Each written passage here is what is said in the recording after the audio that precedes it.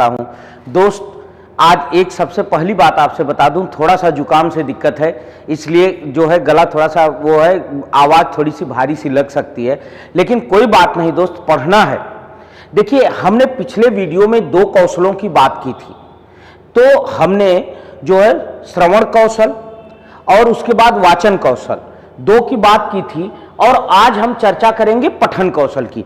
देखिए मित्रों, जैसे मैंने आपसे बताया था कि सुबोपली माने श्रवण कौशल, वाचन कौशल और उसके बाद पठन कौशल और तब लेखन कौशल। तो आज हम तीसरे कौशल के साथ उपस्थित हैं आपके साथ, पठन कौशल। देखिए दोस्तों, पठन कौशल, पठन अगर शब्द पर हम ध्यान दें तो पठन क्षमा करें, पठन का मतलब होता है पढ़ना। दोस्त, पढ़ने का मतलब केवल ये नहीं है कि बच्चा जब पढ़ने लगता है तो उसे पठन कौशल कहते हैं। देखिए, होता क्या है, जब बच्चा पढ़ने लगता है तो सबसे पहले वो क्या करता है, बालक जो है चित्रों के माध्यम से वर्ण को समझता है। देखिए, ऐसा नहीं है कि बच्चा ए से जो है ए फॉर एप्पल समझता है, वो एप्पल से ए समझता है। क्रम इसका दोस्त बिल्कुल उल्टा होता है। एप्पल से ए समझता है बच्चा, जैसे ही सेब के चित्र को देखता है वो जानता है कि एप्पल है।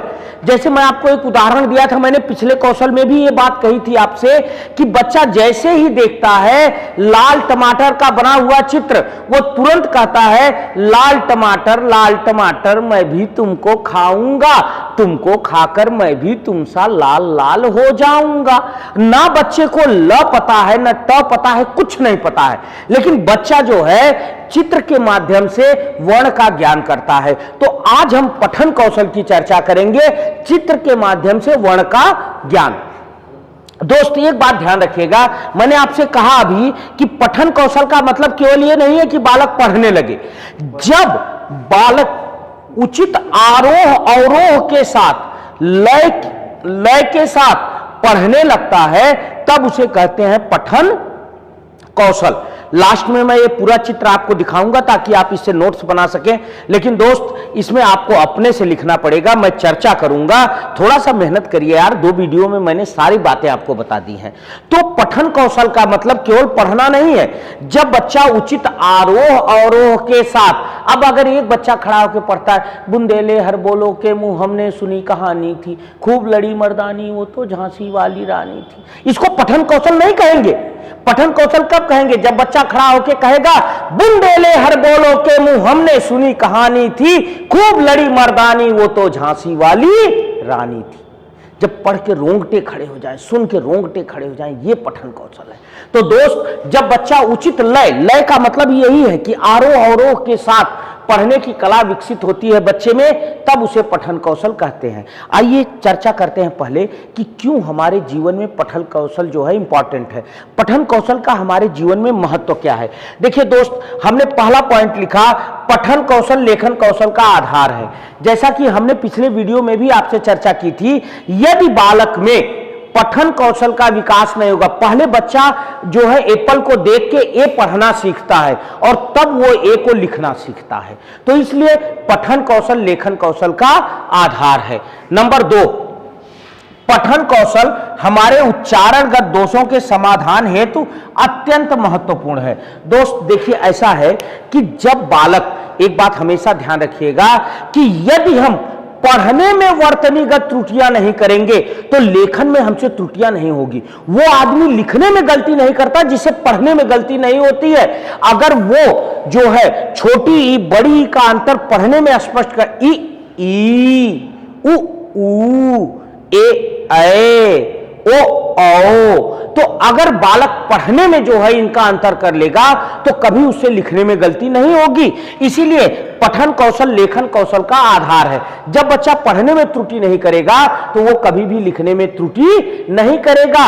जैसे मैं बता दूं, अगर उसे ई का ज्ञान है तो वो पढ़ेगा दिन, दीन, दिन माने डे माने जैसे संडे मंडे ट्यूसडे वेडनेसडे ना, दीन माने गरीब, ठीक। तो जब बच्चा दीन छोटी बड़ी का अंतर जानेगा तभी वो पढ़ पाएगा, तो इसलिए और तभी वो शुद्ध लिख पाएगा। तो पठन कौशल लेखन कौशल का आधार है। दूसरा कि उच्चारणगत दोषों को दूर करता है। तीसरा पॉइंट, पठन कौशल से बालक के शब्द भंडार में वृद्धि होती है। बिल्कुल होती है दोस्त। जब आप कोई नई किताब पढ़ते हैं, नई किताब में नए तरह के शब्द पढ़ते हैं, और जब नए तरह के शब्द पढ़ते हैं तो उन शब्दों से आपको नए अर्थ ज्ञान होते हैं। जैसे मैंने एक किताब पढ़ा, उस पुस्तक में गोरखपुर के जो है एक लेखक थे, उन्होंने लिखा था कि मुझे ओल बहुत अच्छा लगता है। अब मुझे समझ में नहीं आया भैया ये ओल क्या है ना। जब मैंने बाद में सर्च किया तो मुझे पता चला कि ओल जिमीकंद, सूरन जो भी कहते हैं मार्केट में, तो उसको कहते हैं ओल। तो अब इससे मेरे शब्द भंडार में वृद्धि हुई कि नहीं? मैंने जान लिया कि ओल का मतलब सूरन होता है। ठीक, तो दोस्त, पठन कौशल से बच्चे के शब्द भंडार में वृद्धि होती, यही नहीं, जब हम नई नई तरह की पुस्तकें पढ़ते हैं तो हमें नए नए शब्द मिलते हैं। और जब नए नए, मैंने बहुत बार पढ़ा कि योग योग योग, बाबा रामदेव ने कहा अनुलोम करो विलोम करो, योग है, कितने बुढ़ों ने खींचा भैया, लेकिन छोड़ नहीं पाए। इधर से ये खींचे, उधर से भगवान ने खींच लिया और भारत माता की जय हो गई। तो ऐसा नहीं है, योग योग मैंने बार बार पढ़ा, लेकिन जब मैंने गीता पढ़ा तो गीता ने बताया कि अप्राप्य के प्राप्त हेतु किया जाने वाला प्रयास ही योग है। तो मेरे शब्द भंडार में वृद्धि हुई कि नहीं? मैंने जान लिया योग किसे कहते हैं, जो हमें प्राप्त नहीं है, जब उसके प्राप्ति का हम प्रयास करते हैं तो उसे योग कहते हैं। तो दोस्त, पठन कौशल से हमारे शब्द भंडार में वृद्धि होती है। आइए अगला पॉइंट डिस्कस करते हैं मेरे भाई। पठन कौशल से हमारी कल्पना शक्ति का विकास होता है। बिल्कुल होता है।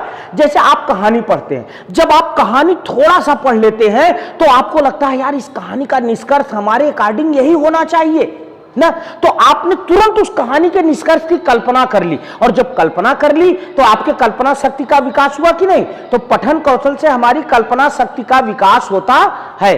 अगला, पठन कौशल हमारे खाली समय का सदुपयोग है। बिल्कुल सदुपयोग है दोस्त। आज हमारे जीवन में एक नया यंत्र प्रवेश कर गया है जिसका नाम है मोबाइल।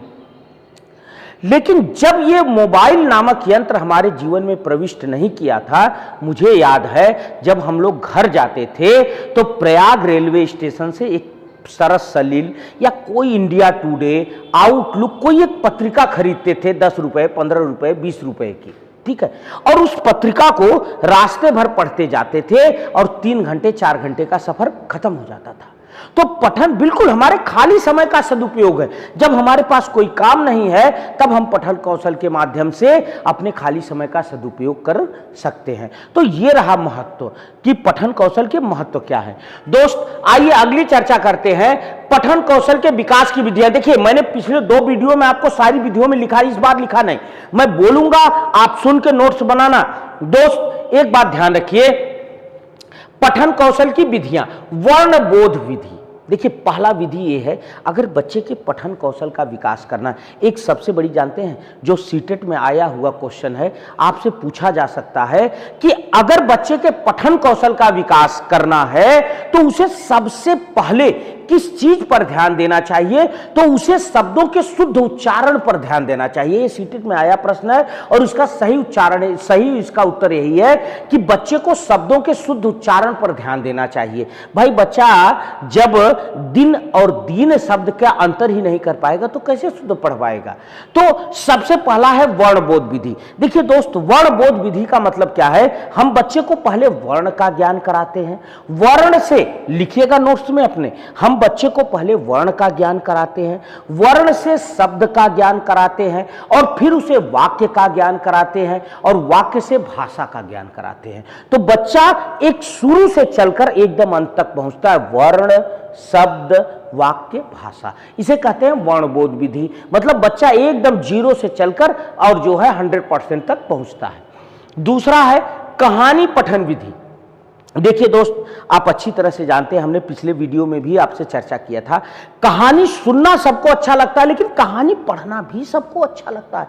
कहानी की तमाम पुस्तकें मार्केट में बिकती हैं और बच्चे खूब चाव से उसे पढ़ते हैं। हमें याद है, हम लोग कॉमिक जो है मेन पुस्तक के बीच में छुपा छुपा के पढ़ते थे और पकड़े जाने पे कई बार मार खाए हैं।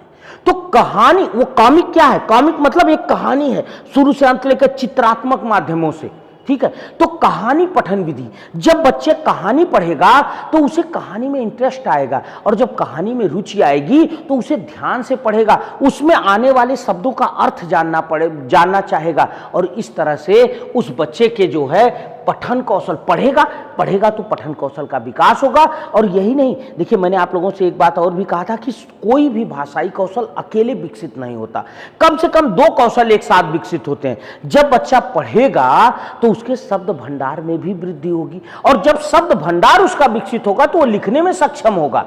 तो कहानी बोध विधि से उस बच्चे का पठन कौशल विकसित होगा और उस बच्चे का लेखन कौशल भी विकसित होगा। आइए अगली चर्चा करते हैं शब्द विधि। देखिए दोस्त, इस विधि में बच्चे से ये मान लिया जाता है, देखिए ये विधि इस विधि का सेकंड स्टेप है। इस विधि में बच्चे को ये मान लिया जाता है कि उसे वर्ण का ऑलरेडी ज्ञान पहले से है, वर्ण का उसे ऑलरेडी ज्ञान पहले से है।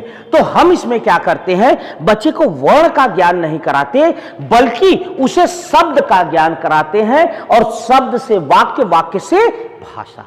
तो बिल्कुल जो है ये आपने जो वर्ण बोध विधि पढ़ा उसका अगला स्टेप है शब्द विधि। इसमें हम बच्चे को वर्ण का ज्ञान न करा के शब्द का ज्ञान कराते हैं, शब्द से वाक्य का ज्ञान कराते हैं और वाक्य से भाषा का ज्ञान कराते हैं। नेक्स्ट है दोस्त मेरे चौथी, अनुकरण विधि। देखो दोस्त, आप अच्छी तरह से जानते हैं बालक, मैंने आपसे शुरू में भी चर्चा की थी, बालक भाषा सबसे ज्यादा कहां से सीखता है, अनुकरण के माध्यम से सीखता है। जब वो किसी शब्द को सुनता है और उस शब्द को सुन करके याद करता है और उस शब्द का बार बार अनुकरण करता है, बार बार उस शब्द का प्रयोग करता है, और जब प्रयोग करता है तो उसके शब्द भंडार में वृद्धि होती है, उसके ज्ञान में वृद्धि होती है, उसके पठन कौशल में वृद्धि होती है, उसके लेखन कौशल में वृद्धि होती है।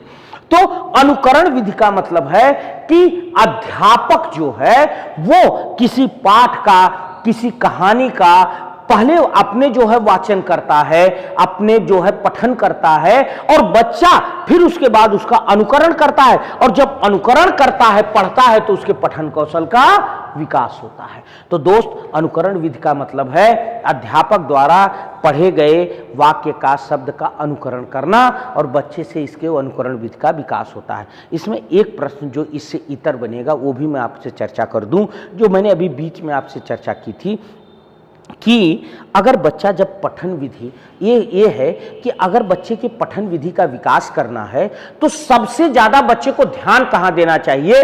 तो दोस्त याद रखना, बच्चे को सबसे ज्यादा शब्द के शुद्ध उच्चारण पर ध्यान देना चाहिए। उसे नदी, नदी, भाई नदी हम कहते हैं, नदी तो कहते नहीं है ना, दिन, दीन, इन शब्दों पर ध्यान देना चाहिए। तो दोस्त, इस विधि के लिए बस आज इतना ही। उम्मीद करता हूं आपको बेहतर समझ में आया होगा। आप इसका नोट्स, मैंने आज जानबूझकर पूरी बातें नहीं लिखी क्योंकि कुछ अपने से प्रयास करिए, तब जो है शिक्षण समझ में आएगा। ठीक है, तो आगे मिलते हैं और चौथे जो है कौशल का जो है चौथे कौशल की चर्चा करेंगे। तब तक के लिए आप लोगों का बहुत बहुत धन्यवाद। पढ़ते रहिए, व्यस्त रहिए, मस्त रहिए। धन्यवाद।